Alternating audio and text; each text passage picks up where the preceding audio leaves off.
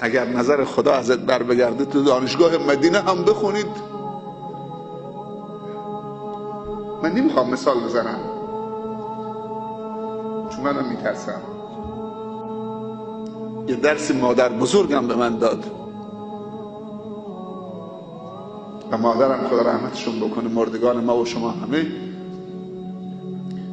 من تنها پسر خانواده بودم. شب که میشد دیگه مادر بزرگم بود و مادرم و کوچکتر از هم بودم. همه دیگه رفته بودن خانه خودشون.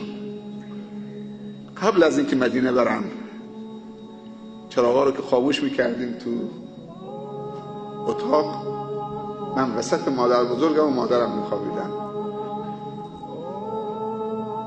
تا سرشون میگذاشتن میگفتن خدایا نظر تو بر نگردد. من نمیفهمیدم، بچه بودم، این چیه؟ خدایا نظر تو بر نگردد.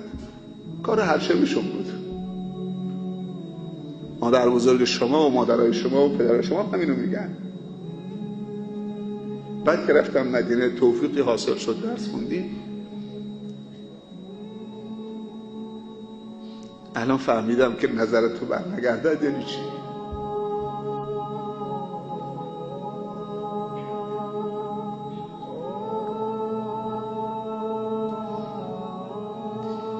خیلی ها عالم شدن، نظر خدا ازشون برگشت. خیلی ها تاجر و توانمند شدن، نظر خدا ازشون برگشت. ما فکر میکنیم نظر خدا از فقیر و جاهل برگشته. کسانی هستن که مکتب نرفتن، شب که میشه قرآن بلد نیست، روخانه قرآن بلد نیست، حروف نمیشناسه، شب یک جز قرآن ورق میزنه، دست رو خط قرآن میکشه، نگاه میکنه، اشکش جاری میشه، میخوابه. وقتی میمیره شهاده با وضو میمیره، رو به قبله، شهاده هم به زبانش میاد.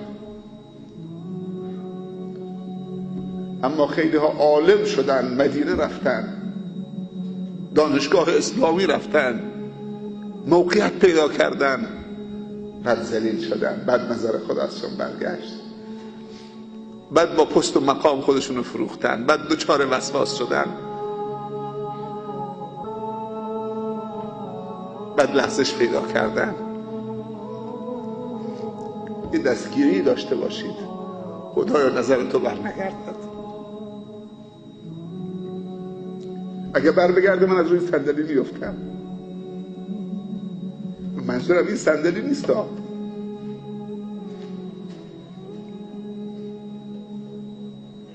آدم از روی صندلی بیفته، پاش خورد بشه صندلی، دوباره میتونه.